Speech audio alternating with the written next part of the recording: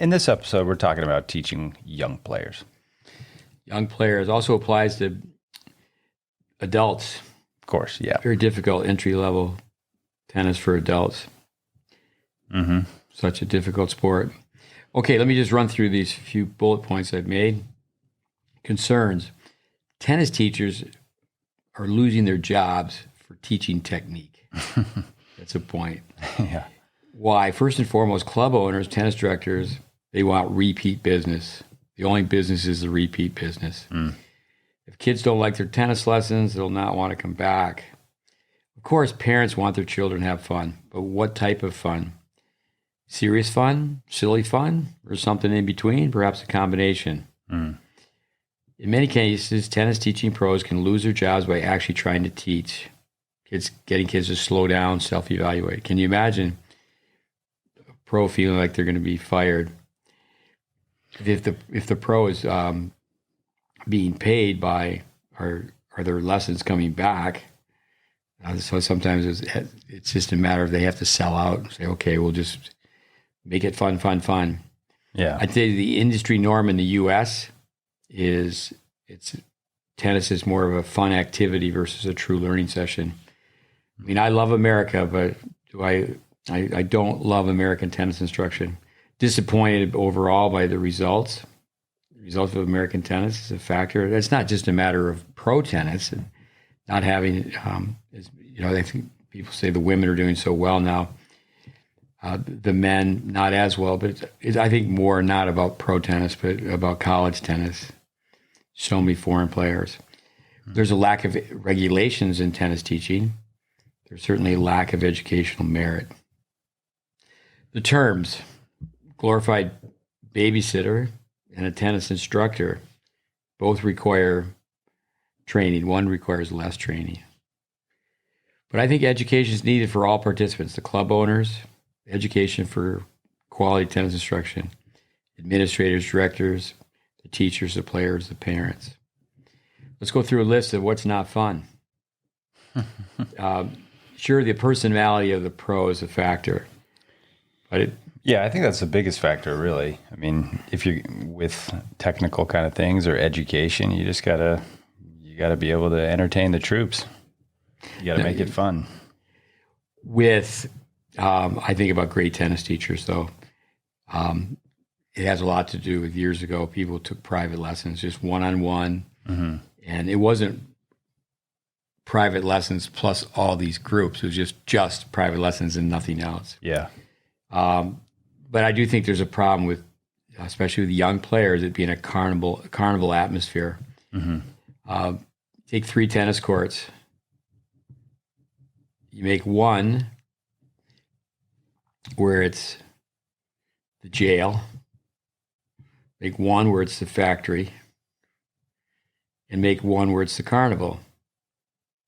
Well, the carnival, that's where the fun is. Yeah. No one wants to be isolated in jail and looking at 4 walls. But the factory is just the idea of, okay, I'm working the assembly line and I'm doing the same thing. I'm punching the clock in, I'm punching the clock out, and I've got to do my job on the assembly line. It's not a matter of being accused of cookie cutter instruction, but tennis is not a sport that one just picks the racket up and spontaneously learns how to play. Yeah. Vic used to always say, don't use the word natural. You'll just naturally learn how to swing. Yeah. But if someone's dribbling a soccer ball back and forth, say a group of 8-year-olds, or they're dribbling a basketball ball back and forth, you can have fun making mistakes. It's not in tennis. It's hit the ball and you got to go walk 50 feet to go pick it up. Points over. Or even getting kids just rally. Yeah. What's not fun? Learning grips, learning the realities of the court, body balance positions, checkpoint for swings, just all overall core information. Because you have to slow down. When you do those things, and when you slow down, that's where, especially if there's not a whole lot of personality going on, and attention spans, all that, it's just not going to happen. So, but even the target, when kids are shooting basketball, the size of the hoop lets them know if it's a decent shot or not. Like shadow swinging, drop hitting, slow motion, as you said, toss and catch. Any in all drills with no score. A lot of the cooperative partner drills. The basics are not fun. So, but missionary zeal, you have to keep telling people, you have to do this. Yeah. Granted, with the little kids in elementary school, they'll sing the alphabet, and they're not complaining. But you get to the point where, okay, I don't want to sing the alphabet anymore. Yeah. It's not that you're too cool for school. You just don't need to sing the alphabet anymore. I get that question a lot where, how do you make this fun? And you just mentioned it, anything you can do to add a target and a score. So you can, you can make a game out of anything. And that would be my advice, is to try to add a target and a score to any kind of basic, fundamental, slow kind of, whatever it's drudgery you want to call it, drill. I tell target and a score. I tell parents, if your child reports that their tennis lesson was a total blast, it's a safe bet that very little learning, very little development actually took place. Facts of our time, instant gratification. Yeah. I want it now. Delayed gratification is generally not understood. We were talking about the marshmallow test, where you could look that up. The kid, they get into a room and they go, here's the marshmallow. You can have it now. But if you wait 15 minutes or 20 minutes, you could have 2 marshmallows. And then it was like, whoa, and most kids would go for the 1, but the ones that would wait for 2. And I think they did some long-term studies with it that became more successful. I heard it put this way: put 5-year-olds sitting at a table with 5 chocolate chip cookies. Yeah. If they can sit there for 5 minutes, then they get 5 chocolate chip cookies. Yeah. And patience. Yeah. Patience is a virtue. Kids want to be entertained. Young people are not playing backyard sports. They're not out running, riding their bike. My mother's repeating this, but kids don't play outside. Kids are buying electric toys. The holiday season has come along, a Christmas gift, a birthday gift, electronic toys versus sporting equipment. Yeah. They're not facing the ups and downs of what happens with informal pickup sports, sandlot sports, picking teams, and you're the last kid picked. I remember Vic Braden had the TV show, Vic's Vacant Lot. I know we're going to get into a couple sessions on just Vic Braden. But Vic was ABD, all but dissertation. He did all his graduate work to get his PhD, but then he wanted to prove that you could help a kid more on the playground than in the office. The idea of being on the psychologist's couch.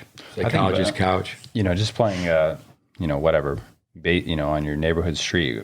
Myself growing up, like just playing baseball, and you have rocks for bases or whatever, shoes. And just running the bases and just falling down, scraping your knee, your hands, whatever, and getting a little bloody, and you just get back up and keep playing. But it seems like kids are getting a little softer, right? Well, baseball was scaled down to softball, was scaled down to, if you play kickball with the rules, then wiffle ball. Yeah. I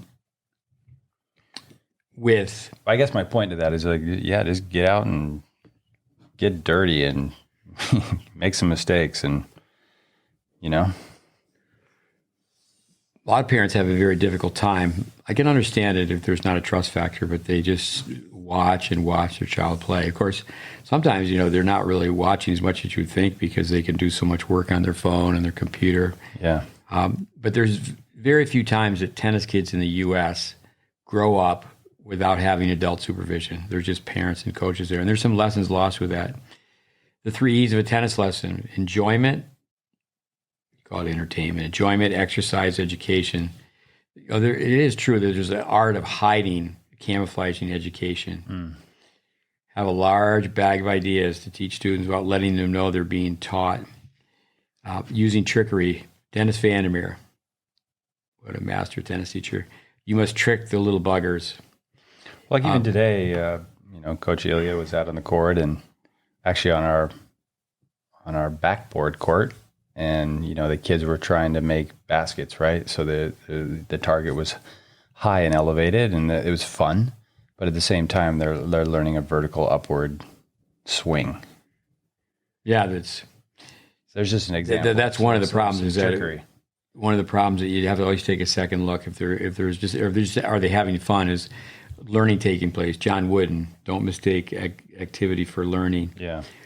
Back to the bag of tricks. Dennis Vandenberg always had prizes. His gold medallions were really not gold, but be creative. Kids, the posters, obviously you have to have a budget, but a poster, stickers like they do in elementary schools, put a star in a kid's paper. Yeah. I know people that put little stars on kids' rackets. Mm-hmm. I remember using Tic Tacs. I mean, sugar is a drug. Come up with a better prize. They probably have sugar-free ones now. But Leo would know. I was doing a traveling clinic teaching parents how to teach their children. And I remember this one kid, you had to just play statue, reach up, shake hands with a giant, count to 5 backwards. Just these few things. And the kid did it one time, and the mother just gave the whole case of Tic Tacs. I said, no. I think there's like 40 pieces of candy in a little plastic box. They come in a little container. And got the whole cookie. Just give them one for doing something 10 times or thereabouts.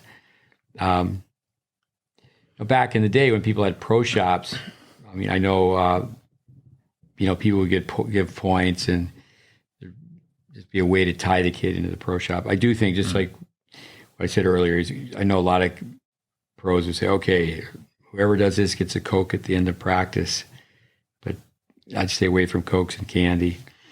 I remember doing a water balloon Friday. That's more for a camp, but the kids get points.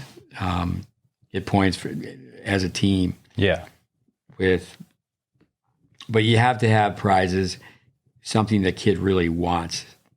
And then you got to be careful, right, to not overdo it, because then they always expect or want to have extrinsic, intrinsic rewards. Exactly.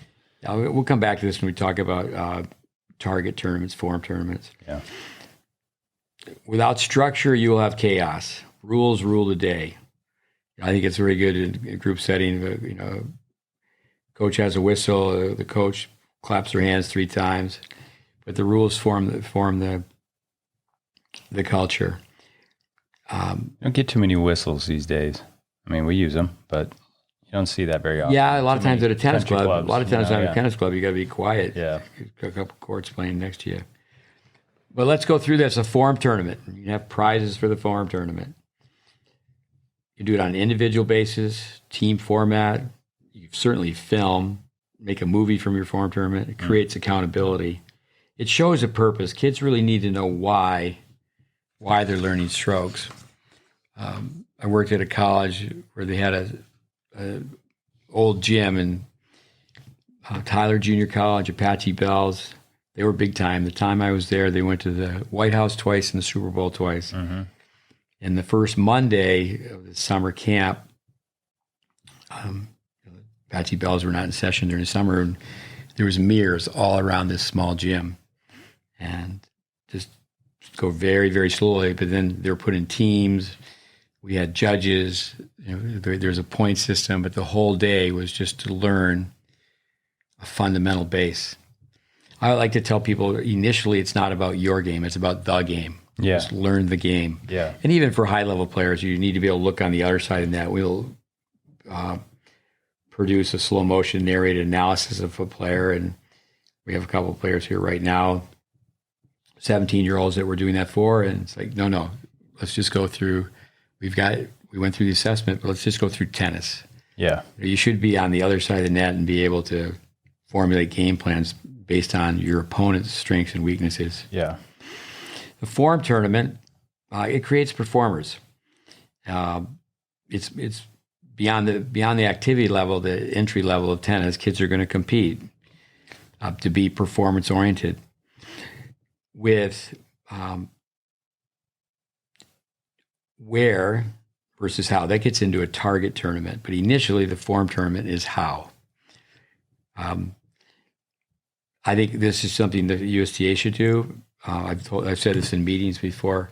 have posters of the best players. Yeah. Show Roger Federer, show Serena Williams with palm down, salute position on the serve.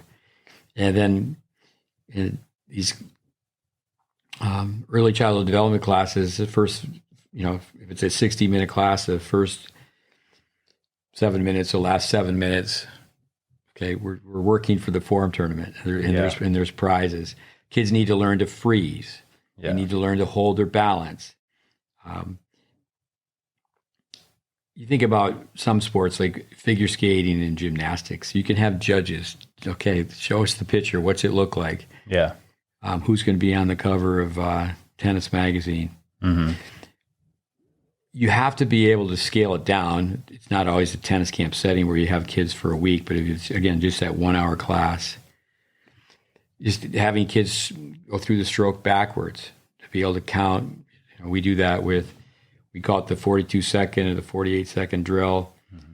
If we do the backhand volley as a one-hander or two-hander, we have 8 times 6 seconds. This is 1 1,000, 2 1,000 mm-hmm. to do it slowly. Target tournaments, we talked about Peter Burwash, how he used to break the court into 4 quadrants. You can have it be one shot. It could be combination shots. With teams, you make team names. It could be court versus court, group versus group. So maybe it's just a 3-court clinic, and it's like, ready, go. How many times does this group get the forehand volley to go into the cross-court quadrant or whatever quadrant you designate? Skill tournaments, which is very similar, but it's combining how to hit the ball, where to hit the ball. Test as you go, like in learning anything. You can isolate one task. It could be a number of tests. Just like in school, students need to be tested. If one really learns to play tennis, a tennis match is a competition. A competition is a test. We tell people that competition is matching your mind, your body, your spirit, your tennis game against your opponents. Swimming. This is a point to make for parents. I think it just must be mentioned when you're training people who are teaching young tennis players. Tennis is not a life-saving skill. Swimming is. Mm-hmm. Therefore, swimming is more important than tennis. When I look at tennis, when I look at the industry norm, I look at young kids on a tennis court, I watch how they're swinging the ball. It, to me, looks like they're drowning. Yeah. Because the technique's just not going to hold up. So when someone signs up, the parent signs a child up for swimming, they truly believe their child's going to learn how to swim. And I think it should be a ditto. It should be, when a kid signs up for tennis, they're going to learn how to play. It's like, all right, so my responsibility, these kids have to learn to be able to rally, and that's really where the fun begins. Right. So tennis should be treated the same. No one dies from poor stroke production. People can die, unfortunately, in a fatal accident swimming, but people do leave the game. And I do think that comes back to the business side of tennis. Only business is a repeat business. Why would people lose their job teaching technique? I know I've gone places that working as a consultant, and you go in and the tennis teaching program, maybe it's a new director that we're affiliated with, and they've inherited this mess. Say, well, okay, some of these kids are 15 years old, the horse is out of the barn, and you certainly give them the option. I've had told so many people say, well, have A and B, and this group is going to be match play and simulated drills, and this group is going to be skill acquisition. Yeah. But okay, if anybody's under the age of 10, it's quite difficult for someone to go backwards and unlearn. That's where the phrase "no substitute for a good beginning." Kind of seems like you just need to have an orientation, which I've done that several times, where before a 6-week block or an 8-week block, you try to have an orientation with the parents, or at least send something out, and you go, here's what the program is, this is why, and this is what your kid's going to learn, and here's what is going to be achieved over the next 8 weeks. These are the skills that they're going to develop, and to move on to the next level or whatnot. No, that's the next class. This is what needs to be achieved. You got to be able to hit topspin. You have to know the grips. You have to know the court. No, for sure. Education. That's in the notes. Most places don't. Most people don't have orientation. The philosophy, it's people first and profit second. But I think people in tennis are looking at the short-term profit, because if you go in and you implement a program that slows people down and you film and you say, okay, we got to go backwards, and maybe some of the kids, they just can't play at all from the service line in. But that's where the owner, the director, they're really just worried about revenue going down. Yeah. For the long term, though, not for the short term, but for the long term, students need to be taught better for more retention. That's where our systems of systems, one is filming kids. If they've played any tennis, they have to be filmed. Yeah. It's a prerequisite. And then you're documenting development. Yeah. And do that without any instruction at first. It's labor intensive, but it's definitely going to help with retention. Yeah. Plus, that's the thing. It's fun for the kid and the parent is to show them the improvement. And that slows down the shopping and bopping, where people go from one place to the next searching for the Holy Grail. Mm-hmm. When someone leaves a tennis program, typically they go down the street, and it's not like they go on a national search. They don't go too far from home. Yeah. I pride myself on being able to make anything a tournament, a tweener tournament. Mm-hmm. I mean, you can have catching a ball. It's with electronic toys and kids just playing with their thumbs now, too many video games. You do have to teach people how to catch and throw more so than years ago. Yeah. But you can make it a tournament. Who can catch the ball? Just toss balls under, and if you drop it, you're out. Yeah. And that's round one. Everybody has to run in place. Or once you're out, you skip rope. Mm-hmm. Maybe they don't know how to skip rope, but they're trying to skip rope. Right. Drop hitting the ball in the alley. We used to have a feeding tournament. So, okay, here's a target, and you're feeding balls, and who can hit the target. You can make anything a tournament. Yeah. And that gets kids learning to compete anyway, Yeah. If there's a little prize or whatever it may be, some kind of motivation. Just come up with contests and contests within contests.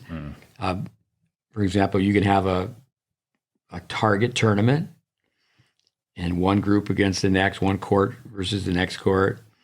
And you allow the tennis camp version, you allow people to scream and yell and get all excited like they're that's fun. A basketball game. But you say, okay, the tennis tournament vision, then it's totally quiet, TQ. Show and tell. During the water break, okay, player from one court versus the next court. Okay, who can demonstrate the forehand most efficiently? Who can explain the forehand most efficiently? Asking questions, feedback. You got to be clever. Like, say, a relay race. You can do a relay race where someone has to, they're going to say even just drop hit a forehand, and they have to hold the Welby Van Horn 3/8 system of balance from the ground up, heel, hip, and head. So they're on balance, and the person behind them has to roll a ball that hits their back foot. So the trick is, they just think, coming back to Dennis Vandermeer, they just think, okay, we're doing this fun drill with all these crazy rules, but you're camouflaging how to hit a forehand. Yeah. You could do it where they just have to run up and tap the player's foot. And then that's the 3 E's of a lesson, is that you have the kids, they're running back to the fence. Yeah. They're working up at the service line. One's drop hitting, they got to run all the way back to the fence. Yeah. I mentioned this often. Mark Spann, a former student, I picked this up from him. Happy or successful?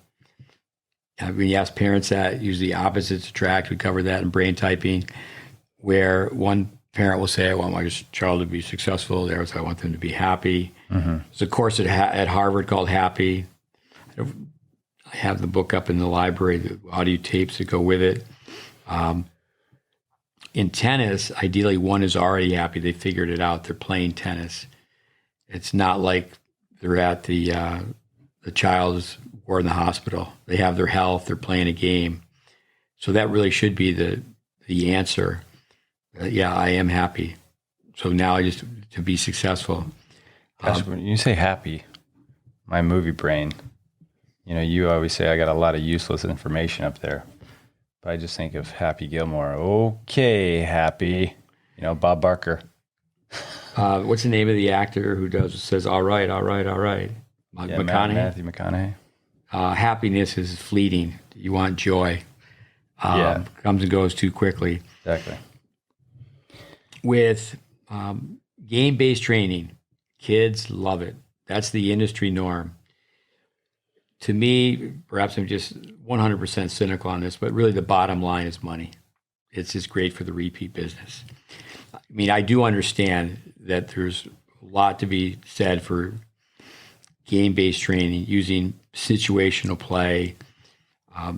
But if they're going through situational play and they haven't gone through skill acquisition, you've got the cart in front of the horse. It's just not going to work. But to combine game-based training with form-based training, call it principle-based training. Yeah. Our name, kids have to build a foundation. Richard Hernandez, who we interviewed, he's the one who came up with the name GreatBase, because just in conversation, tennis needs a GreatBase initiative. Yeah. Who in their right mind can argue in any form of a learning that a person doesn't need a great base? It's just like math. Yeah, I would just say foundation, a great foundation. On Sesame Street, there's the count. You got to count first. 1, 2, 3. Then you add, then you subtract. Any drill, scale it up, scale it down. Baseball, tennis. One player becomes a human ball machine. That could be another name for it. And you can go out and just scale that down where initially it could just be tossing underhand. It could be 2 bounces. And then you could do it where it's just, you got to keep the ball in one service box, toss to the forehand, toss to the backhand, and you can keep score. You can do it where it's not one against the other, but it's, say you get 6 kids on a court very easily. We'll go through how to use a tennis court. But it becomes a partner drill. Yeah. So the 2 that are tossing back and forth, you have to be able to catch, you have to be able to toss. You play that full scale, you learn so much from it. It's a fitness drill. You can really become a better athlete. So you're going baseline to baseline. You have the server serve the whole time. Typically, for best results, you just have the baseball player have 1 serve. GLM is something to review and talking about teaching young people or beginning adults. Yeah. You shorten the racket, you shorten the court, you shorten the stroke. Graduated length method. Yeah. So there certainly can be over-teaching and under-teaching, or they'd rather be accused of over-teaching. But just say, for example, we're just going to tap the ball contact point to contact point. You just show people, okay, palm guidance. You drop it a few balls with your palms. Okay, choke up on your racket. Yeah, so goes the palm, so goes the racket. Elaine Mason was a tennis teacher in the 50s who was really known for what she did in physical education with progressions for tennis. So you put your 4 fingers against the strings, and then now you go down the shaft of the racket, and you're just with your partner, and it's footwork. You're just tapping the ball back and forth, and right away, lesson number 1. Okay, yeah, we know a lot of the ins and outs of technique, but let's just have these people have some fun rallying. And you only learn by making mistakes, so there needs to be movement. Braden used to have a pet peeve, like we all do. Said he never wanted an instructor to say, in the next class, what we're going to do is you just go bell to bell. Yeah. The KISS method is something people heard us say over and over again. Keep it simple, stupid. We don't use that method. We understand where you have to simplify, but a kid's not stupid. Don't underestimate the capacity of the learner. Yeah. It's interesting when people talk to a young tot, they start talking louder. It's like they're talking to an old person who's losing their hearing. Yeah, the voice changes a little bit. The doctoral jargon, you got to be careful. You don't have to be dropping the $14 words. There can be a problem with paralysis by analysis, overloading.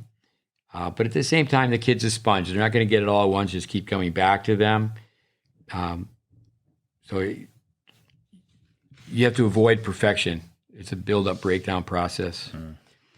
Lombardi, we're going to chase perfection, catch excellence. Here's some equipment that we have. We're a little bit short on this one point. We always have hula hoops. We don't have any hula hoops. Those are great targets. Many things you could do with a hula hoop as well. So you can even have a kid swing different size hula hoops. You can have a right-hander hang onto the racket with their left hand, which keeps the left hand on the same side of the body, and they have to just have a circular swing, the Ferris wheel swing. You can hula hoop too. Yeah. But one exercise I've told the class about in improv, some things I've done where you have to hula hoop, say if there's a kid that's really shy, trying to get him out of his shell, you make him hula hoop, and then they have to go around and make eye contact with every kid in the group. So you just kind of get over that fear factor or whatever, the embarrassment that's uncool or whatever. You just got to own it. You just hula hoop and make eye contact with some people. Roger Federer, you can go to YouTube, plug in Roger Federer hula hoop, and you can watch him giving it a try. Yep. He was put in some situation where he was asked to hula hoop. You got to own it. The noodles, the gadgets, teaching aid that they use at swimming pools, eye coaches, basketballs, soccer balls, tennis balls, the zigzag balls, 3 balls in a sock. Yep. That's the old baseball trick. Baseball weighs 2 ounces. Tennis ball weighs 2 ounces. Baseball is closer to 6 ounces. So put 3 balls in a sock. Yeah. You swing it the right way. You're forming a throwing motion. If not, the ball's hitting the back of the head. We have portable backboards, old rackets to throw. Yeah. Footballs, we got little footballs, big footballs. There's lots of things for fitness, hurdles, ladders, different types of balls, a Nerf ball, a red ball, an orange ball, a green dot ball, regular ball. Yep. A few things on the transition balls. Years ago, there was a rally ball. It was 7% bigger. Unfortunately, it didn't make it. It was great. Slowed it down. Only problem was it didn't go through a ball machine. I say it didn't make it. Everybody wanted to play with what the pros were playing with. The transition balls come from Belgium. The 2 players growing up in different parts of Belgium, Justine Hennen and Kim Kleisters. That's where it originated from. And they're great, great training tools. Anyway, with those 2 girls, remember, listeners, they had strokes. Yeah. Just rolling out the red balls isn't going to make it happen. Yeah. We used to take a metal brush, a wire brush, and try to fluff the balls up because it is important to slow the balls down. Teaching young people, 7,200 square feet. If you take the distance from the baseline to the fence, okay, it's 1,260 square feet. So you do it on both sides, you got 2,520 square feet. 35% of the tennis court is the area from the baseline to the fence. There's so much that you can do on 7,200 square feet. Yeah. Especially if you have kids play 42 feet apart, service line to service line, if you have them play with the 10 and under lines. But be creative with your space, stations. Yeah. Speaking of Roger Federer, I've seen this many places, but I was in Switzerland a few times, and the kids come out, they have fun playing indoor ball hockey. Federer's been interviewed, said, I love playing indoor ball hockey. Commonly referred to here in this part of the world as street hockey. It is a ton of fun. Yeah. And people can just play, even if they've never played before. It's like, okay, I got this. Do things where they can become athletes, really from A to Z. You can incorporate other sports. You can have kids doing footwork drills, but they could be dribbling basketballs. They can be, soccer balls, playing catch. Remember, it's all a process. You're teaching the kids to throw on day one. You're teaching kids to catch. You want to think about, okay, I've got a group of 8. I got a group of 12, 20. Doesn't matter. You have to teach everybody from the beginning where they're going to be an army. They're going to be able to help each other out. It's like, okay, this little 8-year-old is going to be my assistant. Yeah. That's where, station training, adults do it when they go to a fitness class. You do a circuit, right? You do circuit training, and that's basically what it is. You just have a circuit, not a circus, but a circuit, and you have, these different 8 exercises, let's say, and then you just rotate, and that keeps them active as well, where they don't lose interest and the attention span, all that kind of stuff is you just have them rotate every 5 minutes or 7 minutes and get a lot done. It's fun. On our long course, Tennis Intelligence Applied, free course found on our website, there's a couple of different clips of, like 24 people on a tennis court. Yeah. Cones, as obviously can be used for targets and movements. We're just talking about the pylons. And yes, we have people hit off the cone. There's a language for hitting off the cone. One, don't be too cool for school. Yeah. Hit the cherry off the ice cream cone. In other words, you're going to hit the yellow ball and not the orange cone. The phrase, own the cone. Yeah. We are asked, how do we get a kid to hit off the cone? Well, first of all, we film players. We start a video file. We start a written file. So the skills test. Plus, we have the goal sheet. They're telling us they want to be a great player. Yeah. We use science. We use logic. We don't use the KISS method. We don't underestimate the capacity of the learner. So it all becomes one. Mm-hmm. Letting them know how other sports work. The on-deck circle in baseball. Yeah. For 15 years, I worked at a place where the Yankees played their spring baseball in our backyard. Mm-hmm. It was fun to say, okay, let's go for a field trip. Derek Jeter, famous player with the Yankees for many, many years. Watching him standing next to a tee with a baseball and a swing coach. That's what they'll say in baseball, a swing coach. Well, the thing is, too, is that's the highest level. Yeah. That's the very highest level. So it's like, okay. Yeah, that's where... That's where tennis players, even at the highest level, you could slow things down to work on some things. Manny Ramirez, one of the best hitters in the history of baseball, he used to travel. He'd go on a road trip, and he would take a baseball tee with him. Yeah. Baseball tee is very similar to the cone, same purpose. If you go out and watch little kids play baseball, they don't have a pitcher. No one's throwing it to them. They set it on the tee, and they have some fun with it. Mm-hmm. They have younger players see older players do it. And they only have to do it for a few minutes. Yeah. We tell our students who go off and play college tennis, they'd be going to a Power 5 conference, they should take a cone with them. I tell people all the time, you could be the only kid on a college campus to hit off a cone. Yeah. 1,001 tricks with a cone. Tell kids to hit 4 off the cone and then jump 40. Yeah. Skip rope, jump rope behind it. Or, okay, let's see you do 40 double jumps and hit 4 off the cone. Guaranteed they're going to go really slow, catching their breath. Yep. It's a standstill shot. The follow shot in basketball, standstill shot. Static balance.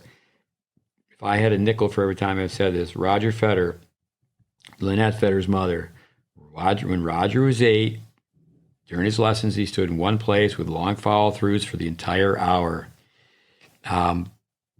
Michael Jordan was one of Roger's heroes. As great an athlete as Michael Jordan was, he still would practice that standstill shot, the follow shot. It's part of the sport, the make the shot. Yeah. In college tennis, high level, usually the number's 300. Kid has to make 300 standstill shots. So but that's one thing too, is that tennis players, many of them that we work today, that's all they do is play tennis. They've never played other sports. They've never been exposed to other sports. Mm-hmm. It's not like they go visit their uncle and their uncle's watching the baseball game. Now they have their own phone. Now it's not like you have 3 generations sitting in front of a TV watching a ball game. And there's so much crossover too, the things that are going to help from one sport to the next, or from one sport to tennis. Obviously there's a lot of the players that, soccer and the footwork and the leg strength and all that kind of stuff, but baseball, basketball, just being an overall athlete. I heard Paul McDonald, longtime friend, longtime coach, who's based in Chicago, said, once you've coached someone for a long period of time, you can tell so many stories about that person. Another reason you can do it is if you got some juice, if you got some adrenaline. I have great memory for this story and that story with players that I've spent time with. Here's a few stories about hitting off the cone. And again, there are many. First of all, not too many people have hit off a cone. So if they come, say they're sent to us, and that's how, we don't advertise. A coach, someone will send someone to us. They could say be 14 years old and they show up, we film them. And we're going to try to accelerate the process, but not to the point where it's microwave. Yeah. It's going to be more of a holiday meal than, putting the microwave TV dinner on it. 60 seconds to go, or however that works. Yeah. It's like coming back to people watch the little kids hit off a cone in baseball. First impressions are everlasting, so kids are shocked. They're just shocked when they have to hit off a cone. But once again, we don't do that unless we film them and we go through all this information. Yeah. Granted, the term self-discovery comes up, and you do want to get to the point where, kids do learn through self-discovery, play matches. Most of the time, especially teenage boys, they don't learn through advice. They learn through experience. Yeah. The 2 million time clubs. You got to tell them 1 million times. They don't do it 1 million times. Yeah. Who's smarter, a teenage boy, and I was one of them, or a dog?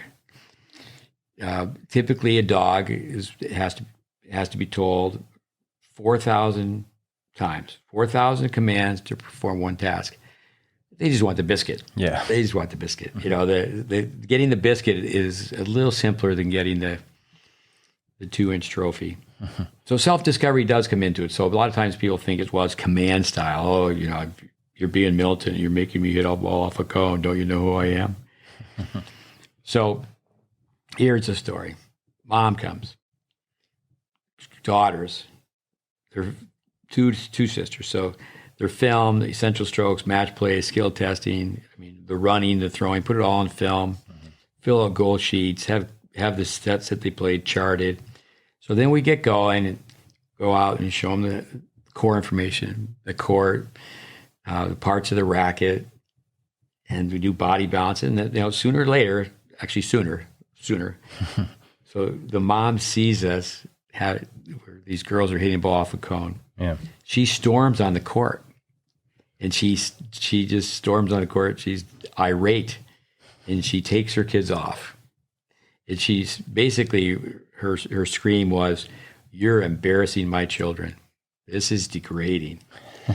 So what happened is that she became an umpire. Not that this was necessarily her reason, but I know a lot of people that they figured out, well, I'll become an umpire. They'll give me, $75, $150 a day, whatever it is, put free coffee. My kids are going to be at the tournament, and I'll get paid to be an umpire while my kids are at the tournament. Yeah. So I know a number of parents that have done that. So 2 years goes by, give or take a few months. And she's just watching the people that we've taught hit off the cone. And so eventually I get the phone call, and she's just seen the development of our students. She apologizes, asked to meet with me, wants to have her daughters come do her program, second chance. Mm-hmm. And then what happened is 2 years later, they had to hit off the cone. And it's sad because, so much damage is done. So much, the biocomputer, the athlete, they have to deprogram, reprogram. So they worked with us for several years, and they both went on and played small college tennis. But the thought is, I wish they had started earlier. Yeah. Now, we actually, not to contradict myself, but we don't want to have people have wishful thinking. When people ask us, how long is it going to take to change my strokes? We say a little less than the ice age, because if they ask how long it's going to take, they're not thinking about changing their strokes. They're thinking about how long it'll take. Yeah, exactly. Again, many, many stories, but here's one. Young guy, he's not so young anymore, junior ORA. Yeah. Really, really fast. In fact, I was listening to a podcast today with Dennis Kudla, who's from the same club in Washington, D.C., or that area. What's it called? Yeah, College Park. Junior Champion. Yeah, Junior Champion Center, I think, College Park. So something like that. Alex Vukovic, who I trained, ended up playing at Princeton. He was working with Robin Anderson. So he takes Robin Anderson to, I think it's called JCC. Yeah. And so anyway, Junior shows up with his grandfather, Eddie, and they're supposed to only be there for 4 days because Vukovic is trying to convince him to go to college and not turn pro.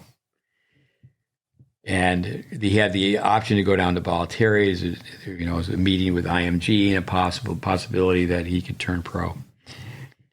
So he ended up staying for 4 months. And I wish that Vukovic could have been his shadow, because Vukovic was with him the 4 months that he was with me. And, we sent him to a couple of people that we trained for match play. I know we had Dave Anderson on a podcast. He spent some time with Dave Anderson. But if Vukovic could have been with him 24/7, 365 for several years. I know he's still playing. He's playing doubles. But his tennis, I saw where Frantangelo was in a final just yesterday.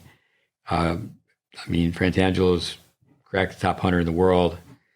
He was in the French junior final. He lost to, he beat Dominic Thiem. Yeah. So it was, I'm sure, Frantangelo, I'm guessing, he may have just, had a late start getting back to the U.S. on hard court. But I knew his game from junior tennis in Florida. So, but anyway, junior had a big win by beating Frantangelo at Kalamazoo. But the whole point of this is that he said he was interviewed, or when he was interviewed, people said, "Where have you been? You haven't played." He said, "The last 4 months, I hit off the cone 4 hours a day." And no, he didn't hit off the cone 4 hours a day. But, the fun part of that is we have it all documented. Yeah. A little bit of fun with juniors that he was out in California, a place where one of our students runs a tennis program and academy, Jimmy Johnson. And, Jimmy Johnson spent a little time with me. He was a kid, 18 years old. And since then, I've been out to his place. He sent his coaches here, and his older brother spent a lot of time with us. We've worked with his nephew for years. Mm-hmm.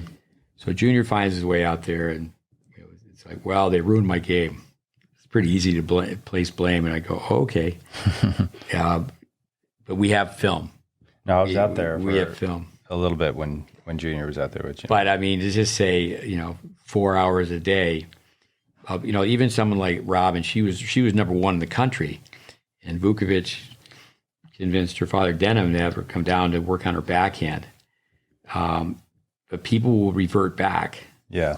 Revert back. So if people were to study other sports, I always talk about Tom Brady, he still does the same, pretend he's taking a snap from the center and the same crossover steps, the drop pass or the drop back. Yeah. That his father taught him when he was in elementary school. He's still doing the same thing. Yeah. Sometimes 4 minutes can feel like 4 hours. With key points to get a kid to hit off the cone. Once again, get them out of breath. When you call people in and you're teaching technique, sometimes we're not doing this because we have kids that are here for 5 hours. So we'll have what we call a sit down chat, a lecture. But call people in, have a short demo, short explanation. One reason is with the brain typing, you always have more extroverts than introverts. Also with attention spans are shortened based on sugar intake, kids playing video games, other electronic devices. They're just not used to, it's when you go to tennis facilities.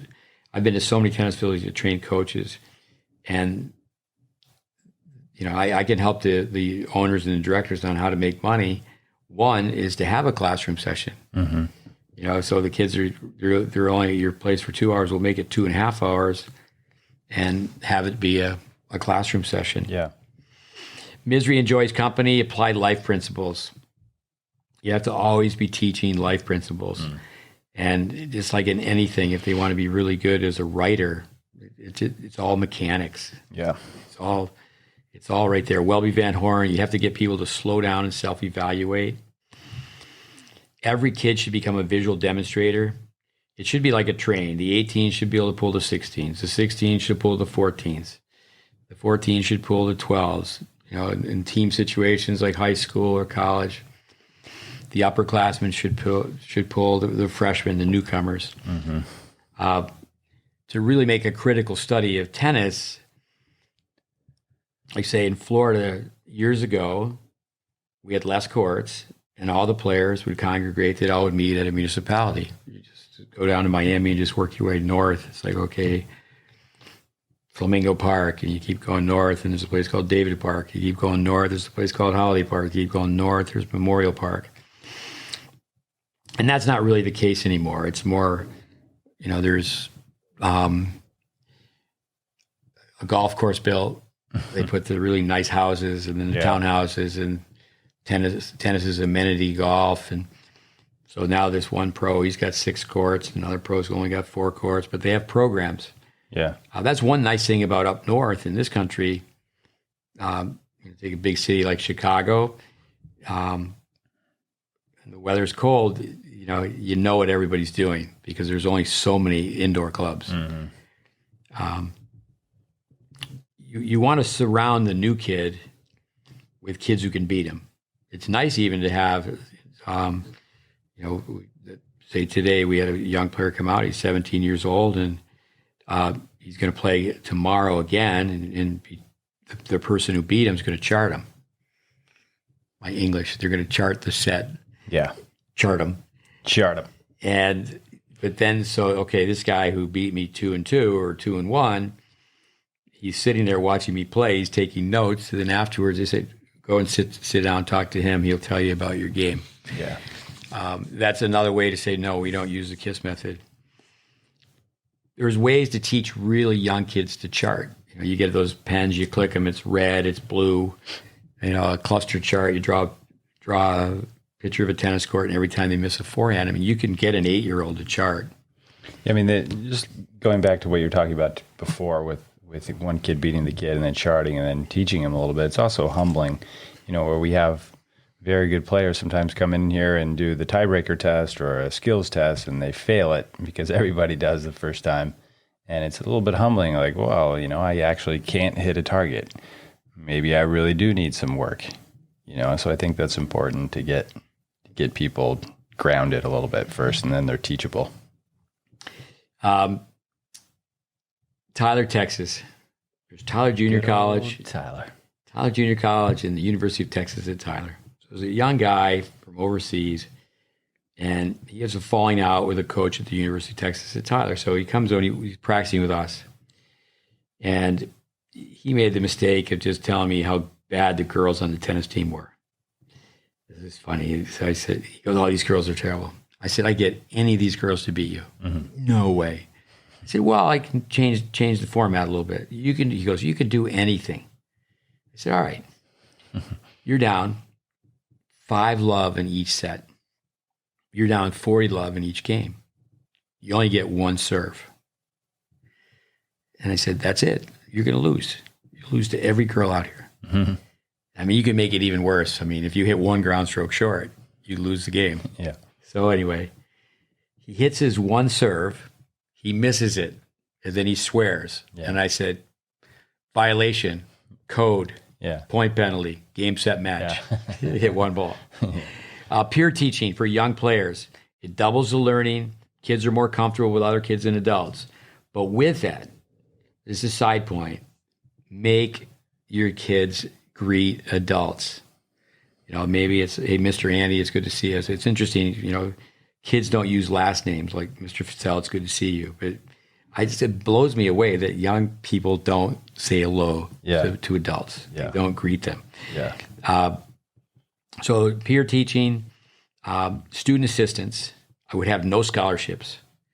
Is, you certainly can help people, but have them be a student assistant.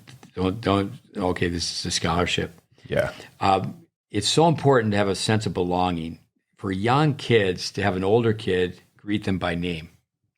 And I will reprimand older kids where they don't, if they're too cool for school and they're not, right. They need to say hello to everyone. Yeah. Plug in your personality. Yeah, be a team as well. So again, so powerful to have big kids greet little kids by name.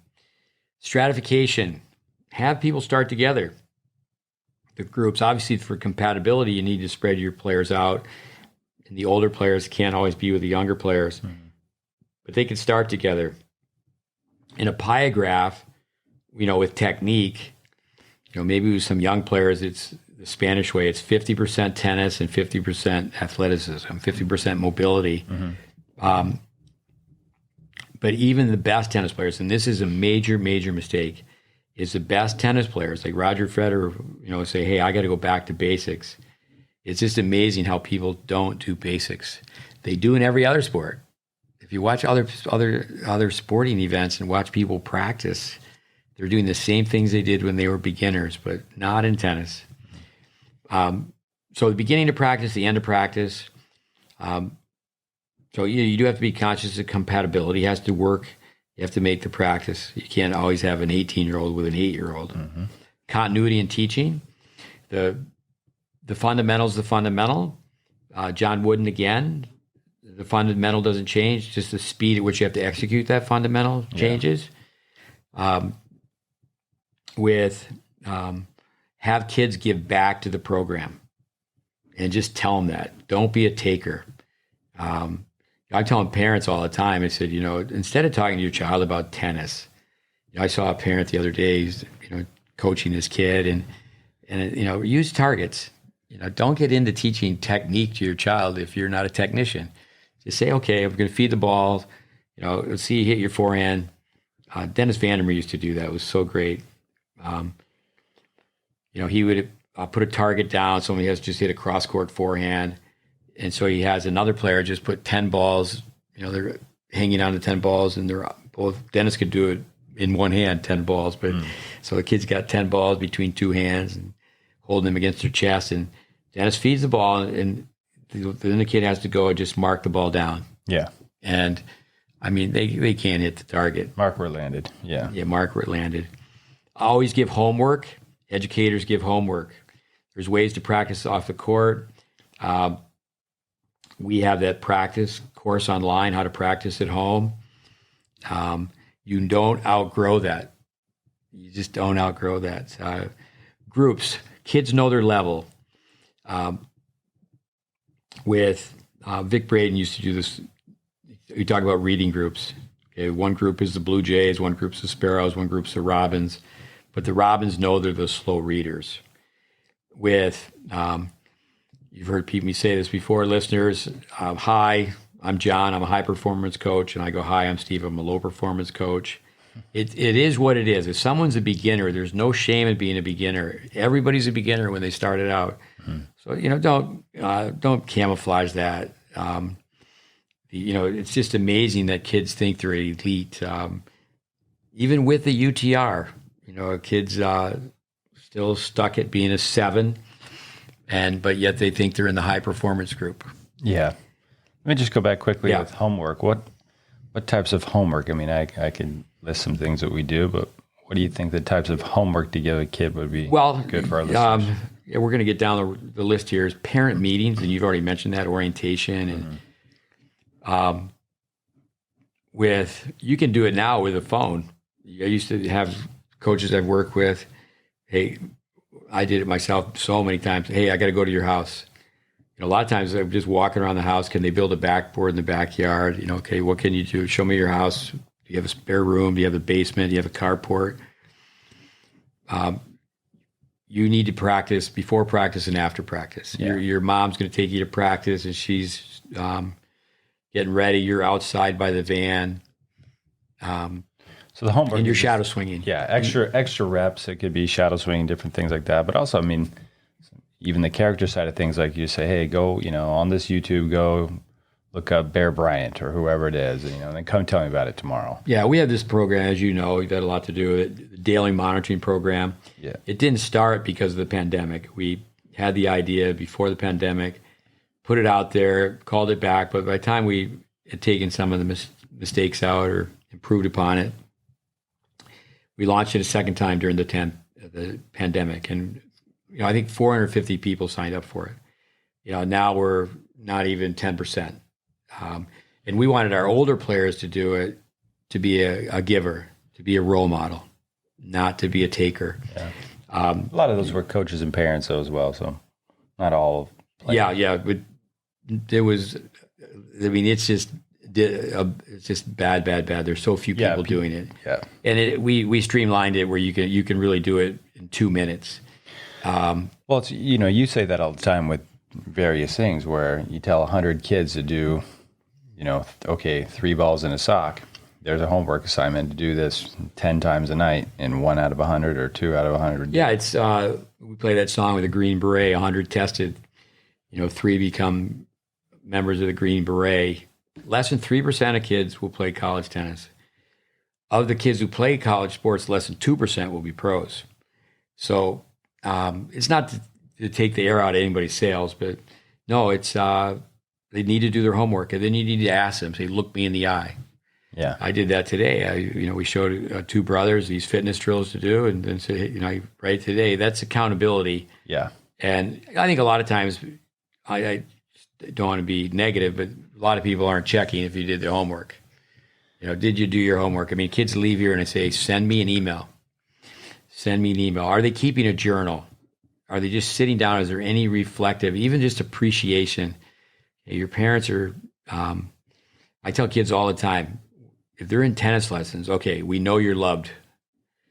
Okay, your parents are showing so much love, giving you this opportunity, but it's all about respect. Yeah. And you have to give to get. The kids got to give effort to get respect. And I tell kids that we have in our program, great kids working hard. Some of them we've been working with for 5 years, and their parents have made great sacrifices. They've moved here to work with us, and I tell them they're part-time. I know a lot of parents, they wouldn't want their kids to be on Instagram or Facebook, but we put content up. It just takes a minute to look at the content. Yeah. Certainly it takes a little more than a minute to go through the podcast.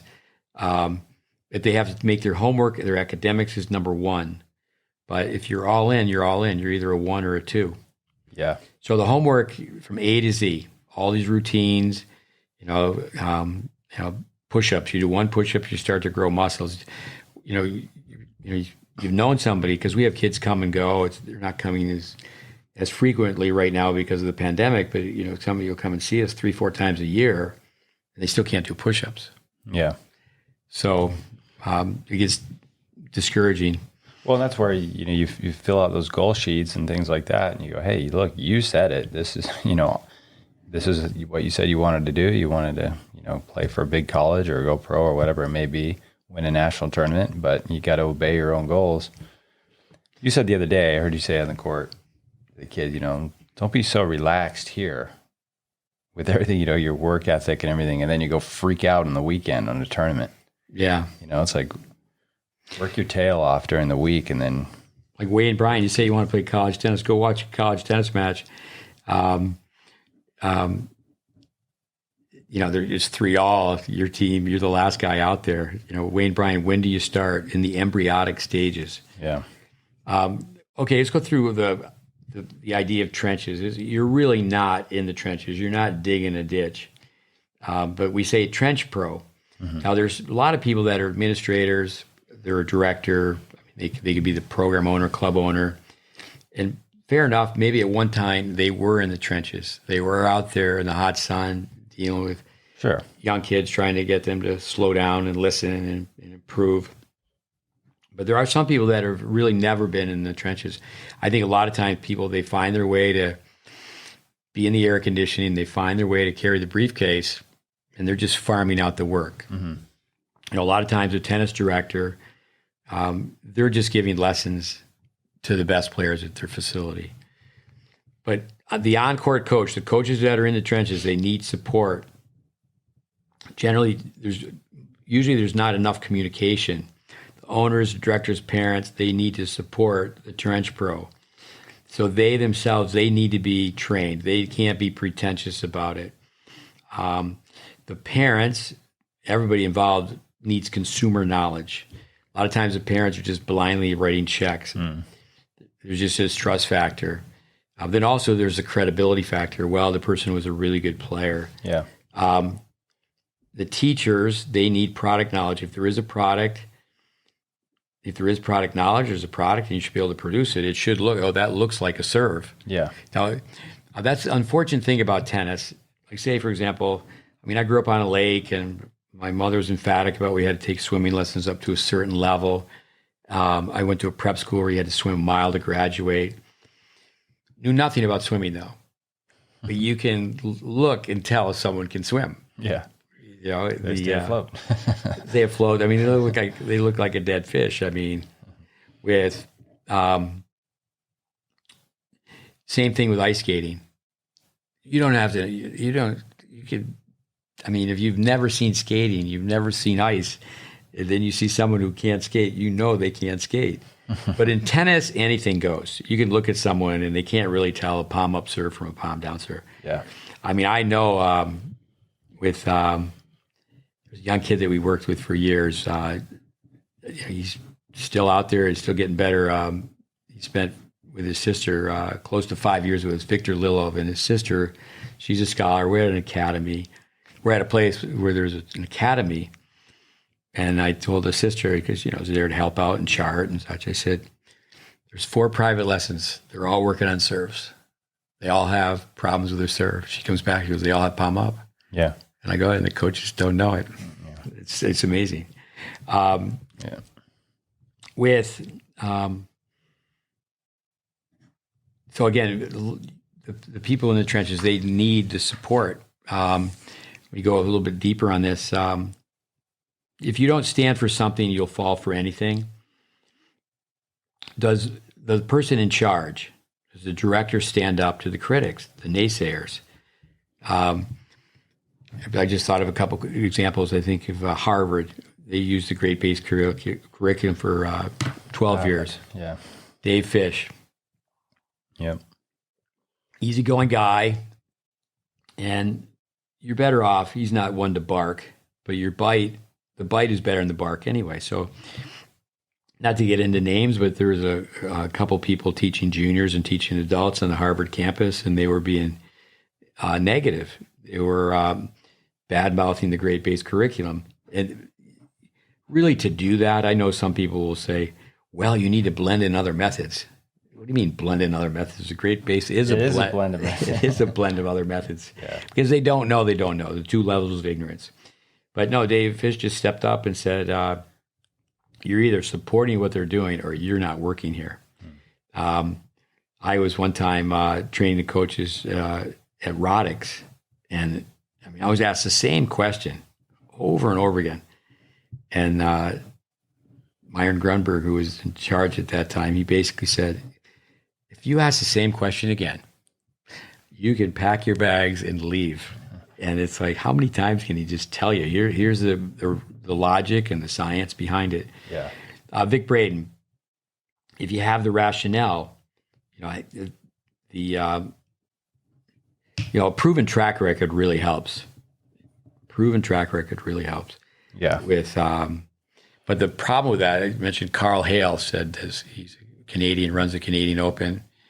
And he's been around tennis for a long time and said, really the problem in tennis is credibility is based on being around, the marquee players. Mm-hmm. So if you're taking a young kid from being a beginner to playing college tennis, they're progressing.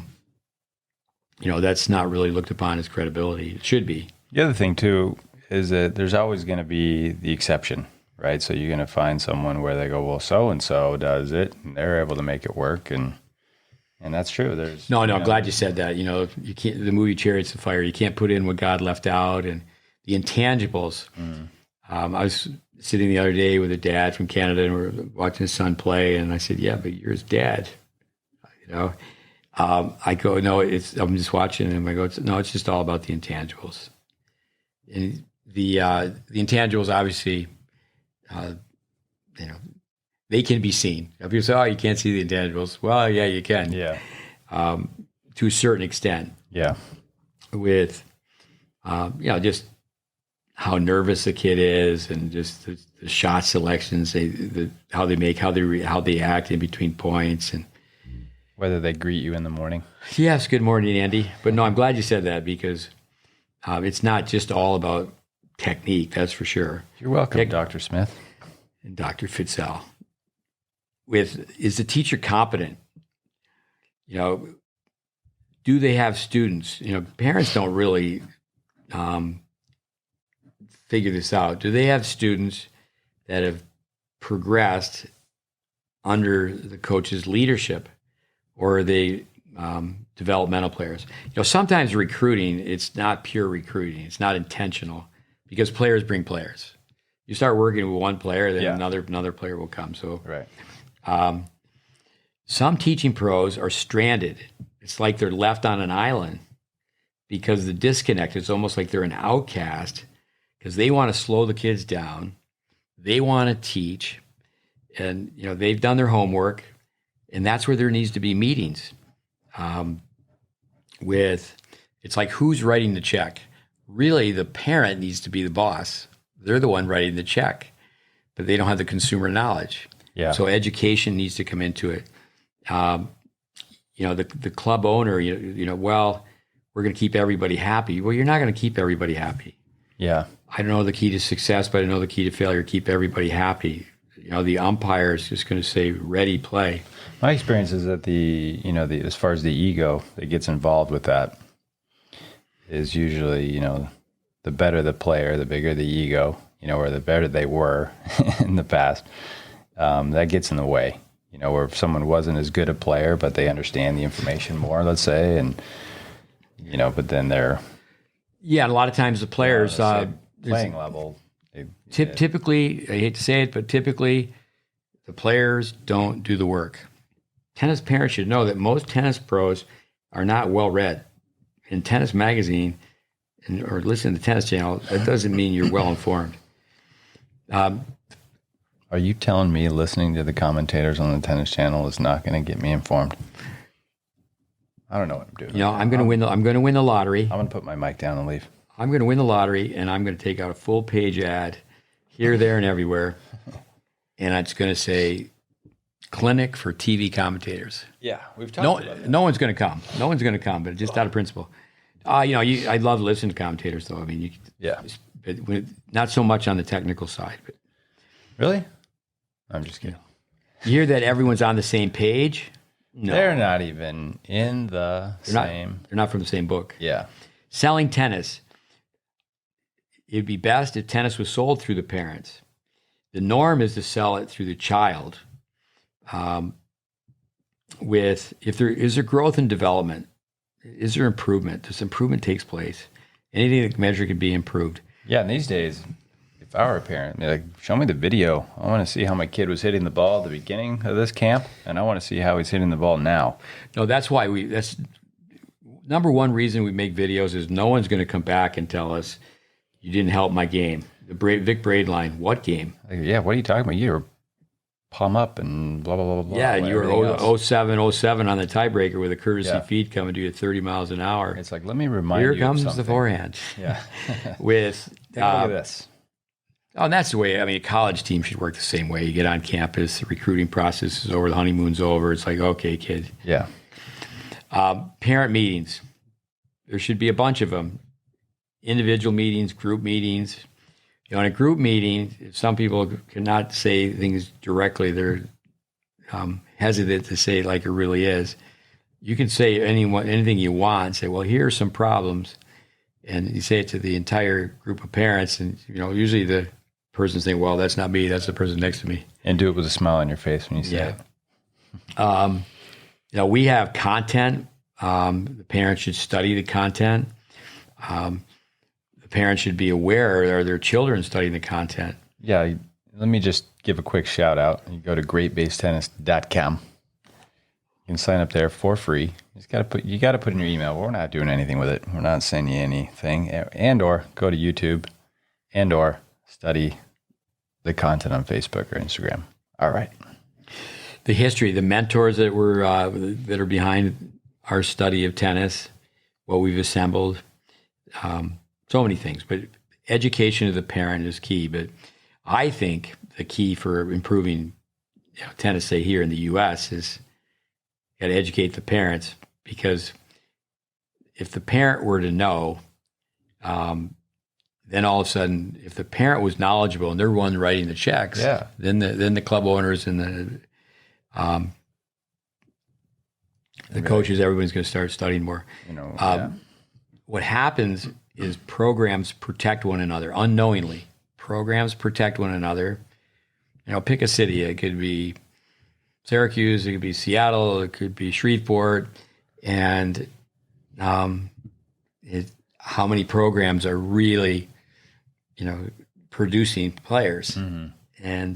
But then you have to, but that's one thing about filming and whatever, is the parents bop and shop, and then do people start the course and stay the course, to hang around long enough to get involved, get deep into the study. Back to that too, that's a confusing part, is a lot of programs or academies will recruit players or bring players in, and they use that as a marketing tool. No, there's one academy that they give out scholarships. They give out scholarships to kids that are going to be seniors, and then they market where they're going off to college. Yeah. So consumer beware. Crystal ball. This is for all parties. Fact-based instruction for long-term development. Everyone has an opinion. Why are coaches badmouthed? Sometimes, okay, they deserve it, but typically it's about money. It's about ego. Coaches can become possessive. And to grow the game, it'd be so much better if the coaches, the parents, if they went from one place to the next, that there'd be continuity. In the governing bodies of tennis in this country, the alphabet soup, the USPTA, I was a tester. I've been a member, I'm going to guess 40 years. PTR, maybe 42. With are people really being trained competently? I mean, and again, it's not a matter of pointing fingers. Everybody's involved. I don't think you want to ever take the dream away from someone. You can be a great player, but you have to have great skills. Mm-hmm. And, say, for example, in basketball, people stand this way, toes, shoulders for a foul shot. People in track, this is how you're coming out of the run, the starting blocks. I mean, the 3-point stance in football. They're just fundamentals that are accepted. But in tennis, we talk about that quite a bit. It's I got some new secrets. I've invented the forehand. This is how you do it. Well, so-and-so does it this way, and you just do what feels comfortable, what feels natural. Accountability. So many people pretend that everything with their instructional program is all hunky-dory. Often small cities and large clubs don't produce one college tennis player per year. It's because how young people are taught. Where does the problem start? The beginning. A lot of the coaches, this is a problem. So they work with players and they don't really progress, and they'll say, well, they really weren't that athletic. Well, they really didn't work very hard. Well, their parents were crazy. Yeah. So no. You had the opportunity to work with them. Did they get better? Mm-hmm. A large percentage of former players, that's another problem. Large players, they skip working with younger players. Even when, say, someone they play college tennis, and let's face it, that's how a lot of people get started, is, maybe they didn't even make their college lineup, but they're the best player in their area, and they go back home, and they're a glorified sparring partner, because the parents thinking, this is a shortcut. I've got my daughter, she's on a public court hitting with this former college player. Yeah. And the sparring partner, the glorified sparring partner, next thing you know, they're talking and they shouldn't have a speaking part. It's like in boxing, the sparring partner wears a helmet and a mouth guard. They don't say anything. Yeah. But so say if someone does go on and they play at advanced level, they play beyond junior tennis, they don't come back and go back and relearn how they were taught as a youngster. So as we mentioned Lynette Federer all the time, if you want to know what Roger was doing when he's 8, ask his mother. Don't ask him. Yeah. Or his father. So, what do you do when you're a college player? Well, we do cross courts, we do down the lines, we do a lot of fitness, we play some tiebreakers, we play some dubs. And then now you're in charge of teaching 24 10-year-olds. Yeah. Good luck with that.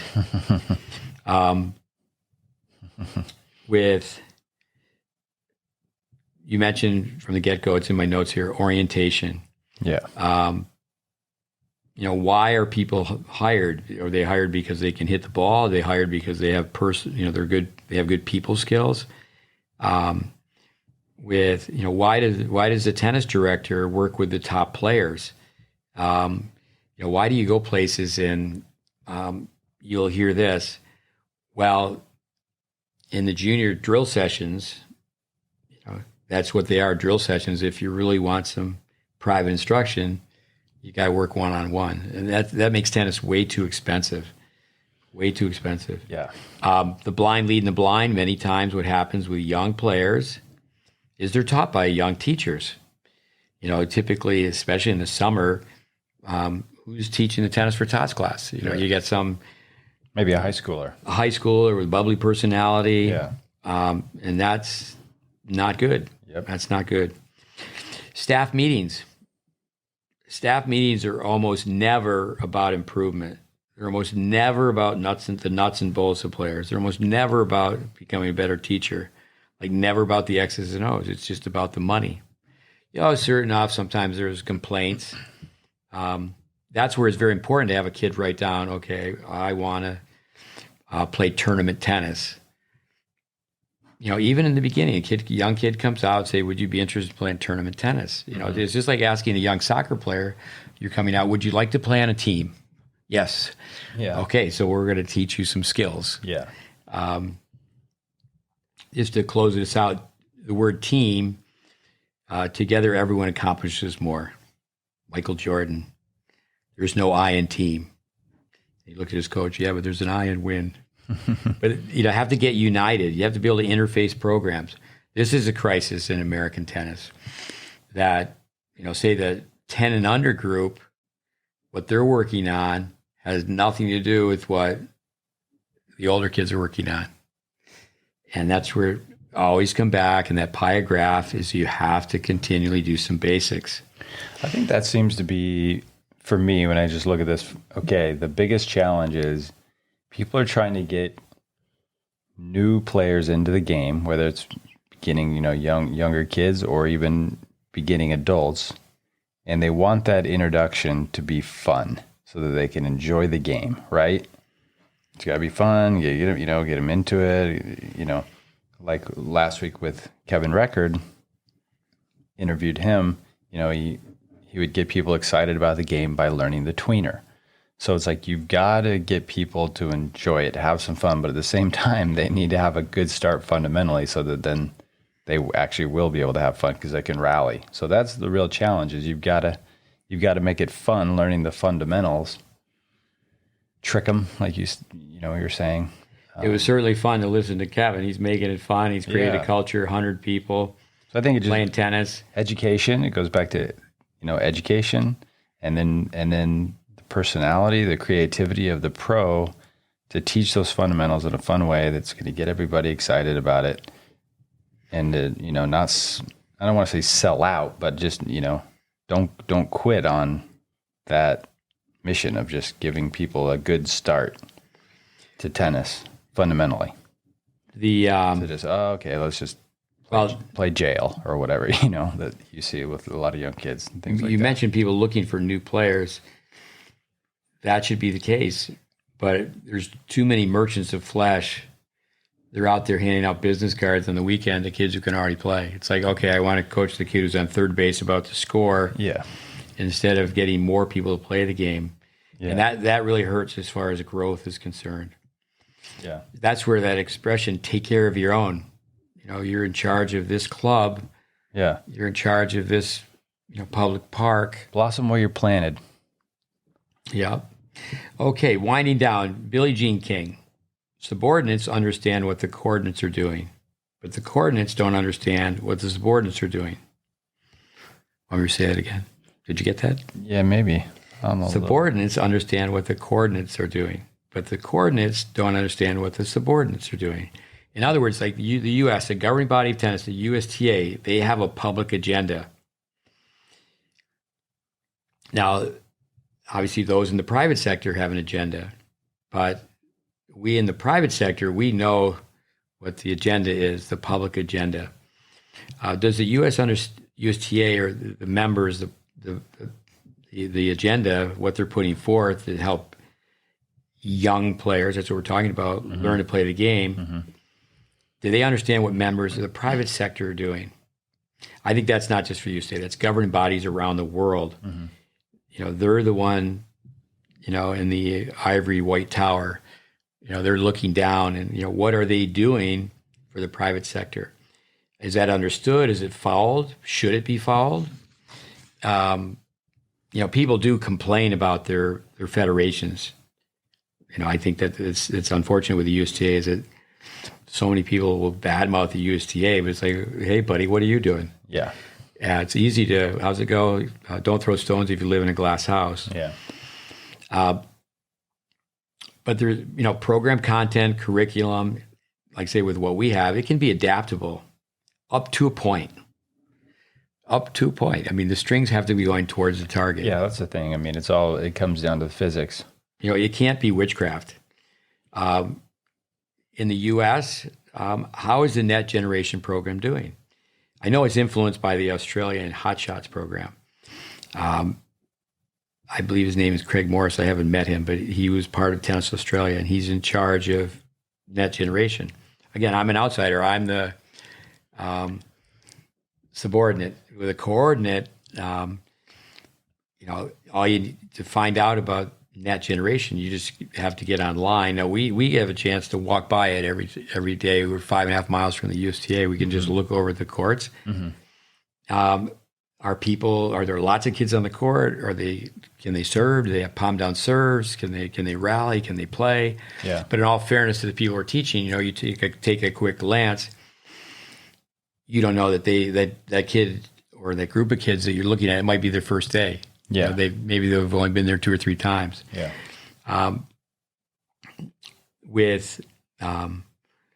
But to be fair and be objective evaluating tennis instruction for young people, I like how the USTA, they have people who travel from tournament to tournament to evaluate umpires, lines people. And, there's a system on how do you get to work at the US Open. With how many kids are playing, the retention, are they falling in love with tennis? Are they staying with tennis? Tennis needs to be presented in a manner where it costs less. I think it's really a matter of taking tennis to the garage, the carport, the park, the driveway, the parking lot. Yeah. We have to find ways to create better communities, like community service, to have, with an older player once a week, they could do that within a tennis club. Do older players, I know they're busy, but do they come out and say, okay, I'm going to work with skill acquisition group or the early childhood development group. I'm going to work with them once a week. Are they doing community service? Are they, the kids at a private facility, are they helping out inner city kids at a free clinic? Right. They're going to, I'm going to a tournament this month. I'm going to 2 tournaments, but on one of those weekends, there's 4 weekends in a month. Yeah, a group of us from our club are going to go and we're going to help teach tennis. And then I really think that in having studied the Spanish system, it really shouldn't be, like in every street corner, there's a different way to teach the forehand. This is the forehand, high, low, high, circular swing, green on basics. So more interacting, more volunteers, more giving. It has to be charitable. I mean, I think that's where, use this phrase from our young Irish friend, Fergus O'Rourke was here, one of his colleagues. Are you a parasite or are you a producer? Are you living off the game or are you giving back? Or are you doing something for the game? Yeah. So I think really in the end, hopefully some of the things we said is first is each and every one of us has to ask, what are we doing to help young people, could be new people, not only children, but entry-level adults. How are we helping them get in the game? Get in the game and stay in the game. Right. Then the idea to become a team. So yeah, I love America, but I'm not, I'm a little disappointed with American tennis instruction. I'd like to say, hey, we're doing our part. I've always been involved with free clinics and doing this and doing that. But we're putting out free content, and the free content, I hope it's just not misinterpreted that, we're just, saying, okay, this is how we see the forehand. This is, there's so much history to what we're doing. But, that's enough for me, over and out. But I was just going to add, and you said it a little bit about other federations, but it really is worldwide. You've spent a lot of time around the world. I've traveled around the world and lived in Germany the last 4 years, and it's the same problems. The same stuff's going on. And I think one of the problems online today, we say this a lot too, is a lot of maybe misinformation is going out so fast, but people are just trying to sell the new hotness. They're trying to sell the kit car that, hey, you want to look like a Ferrari, but it's like, hey, you got to build that Ferrari piece by piece, that engine. You may look like it a little bit from the outside, but you don't have the inner workings of a real Ferrari, So it's like, you got to get the base, and people are just selling, the forehand and the serve are the two most searched things on the internet. And so they're going to hit those hard, and, lag and snap or whatever it may be, kind of, how long is it's like the modern forehand, when did they first start talking about that? 80s, 90s, and now it's next gen and like whatever. People try to reinvent it all the time. So what can each and every one of us do to help newcomers to the game? But also, what can we do collectively? I'll just end by saying, well, in basketball, this is how you stand at the foul line. Coming out of the starting blocks, the stance to hit a golf ball, a baseball player catching a ball, how they take a bad hop from shortstop. Can we at least agree on the ready position? Can we agree on the tennis court's a rectangle? No. Can we agree that water runs downhill? And no. I think that probably not. Until that happens, and that's where, again, it's not to point fingers to the USTA, but I think country by country, the leadership is the most powerful people in the game are the players. Yeah, and that's again where, because you're going to see the exception. There's always going to be an unorthodox player or somebody, that wins, and they're going to go, well, look at so-and-so. And it's like, hey, that's true. Now, intangibles, and really when it comes down to the physics of it all, they're still going to do what it takes to get the racket into the right position at the impact point. Well, let me say this, is that Roger Federer's, his name is going to be mentioned as most popular person in the game. And really, in many ways, he could be the most powerful person in the game. But I think a huge mistake over and over and over again, it's just amazing. It's just amazing that we need to teach basics. It's not a matter of studying Roger Federer and how he's playing now, or Nadal or Djokovic or whoever. Yeah. And then you're going to talk to a beginning tennis player. Well, this is how Nadal does it. This is how Roger does it. Yeah. I equate that to with learning, all the jargon too, you're learning to play the saxophone. If Roger Federer, one time he had to pick the racket up and he had to start. Yeah. With mother became a volunteer coach, and there's so much history. Kid's going to play the saxophone, violin, it's okay. I always tell a piano player, you play with your palms down or your palms up. When you sit in the chair, and I know people can play sit in the chair backwards and play upside down or whatever behind your head. But it's to me, I'll shut up. With Mike Larshot, I think the analogy of print, a coach that we've trained years ago, like a quarter century ago, print, cursive, and then your signature and autograph. And he says it's true. It's an injustice. Yeah. We have to come together like the GreatBase. I know you tell me, hey, it's not true. The GreatBase is really for all levels of play. But it really should be, I have no problem saying, no, it should be adopted by the USTA. The red ball, yellow ball, they have so many great people, great causes it comes down to all these teachers. And, in our course, Tennis Intelligence Play, we mentioned over 100 coaches, but just you think, okay, Braden. Just like with Jacobson, and people talking about tennis analytics now. I tell Warren Pretorius all the time, the real analytics. Yeah. Grip, swing, body. Swing and body. Let's start with the grip. It's like PlaySight. It's an amazing tool, but it's not talking to you about the angle. The grip determines the angle of the racket face, angle of the racket face, angle of the racket path. Yeah.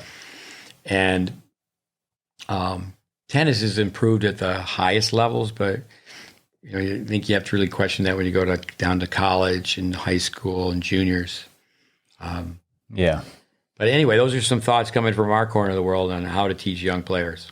All right, everybody. Thanks for listening. And if you get a chance, or when you get a chance, give us a rating. Go into iTunes and give us one of those ratings. Maybe write a comment. Let us know what you think. Dr. Fitzell. Dr. Smith. Thanks, Check us Doctor. out online at GreatBase Tennis, GreatBaseTennis.com. Got some resources there and more on the way. Thanks again. I think we're... Adios, amigos. Thank you. Over and out. That's it. Hope we made sense. Till the next time. Thanks for listening.